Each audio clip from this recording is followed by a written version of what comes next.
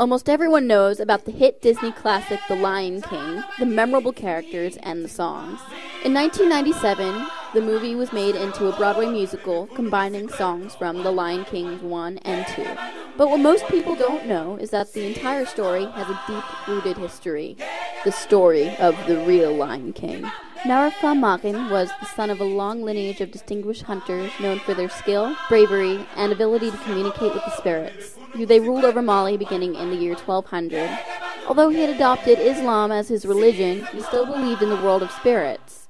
A hunter from the north came with a prophecy that 2 hunters would come to the king with a very ugly woman who he must marry, for she would bear him Mali's greatest king ever. Makin's totem animal was the lion, hence the Lion King. Eventually, 2 hunters did appear with a hunchback woman named Sogolon Keju, and she was a human double for a buffalo that had ravaged the land of Do, or so they said. She was also said to have extraordinary powers.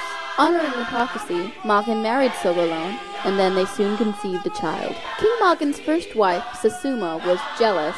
She wanted her son to claim the crown of Mali, so she plotted to kill Sogolon, but the buffalo woman's powers were too great, and the boy was born. He was named Mari Diata, but people called him Sogolon Diata, and eventually Sundiata, so we will call him Sundiata. Being the son of a hunchback woman, Sundiata turned out to be lazy, gluttonous, and ugly. He could not walk, and he rarely spoke. But honoring the prophecy, the dying king gave the boy a gift of a griot named Balafaseke, who happened to be the son of his own griot, believing that one day he would be king. However, when the king died, Sasuma saw that her son claimed the throne. Sundiata, still crawling on all fours, was helpless. Sasuma and her son made fun of Sogolon and Sundiata. Soon, Sogolon cried in anger from the insults she and her son had to endure. But Sundiata said to his mother, "Cheer up, mother. I am going to walk today." Sundiata had a blacksmith make him a heavy iron rod. With trembling legs, he lifted himself, much to the amazement of onlookers, bending the rod into a bow in the process. His griot composed and sung the Hymn of the Bow, and that song is still sung today, almost 800 years later.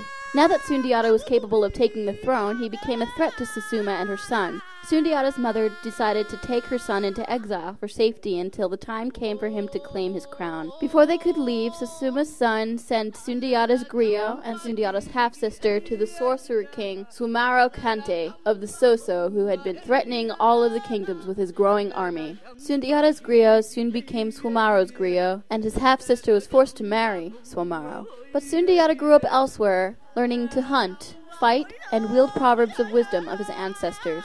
One day, in a far-off kingdom of Mema, Sundiata discovered people in the market selling things he knew had to come from Mali. The seller told him that the evil king Swamaro had conquered Mali and sent Sasuma's son to exile. On the night Sundiata was supposed to leave from Mema, his mother died. On his way home, Sundiata gathered fighters, archers, and horsemen. At Tabon, near the Malian city of Kita, Sundiata's army attacked Swamaro's forces, forcing them to retreat.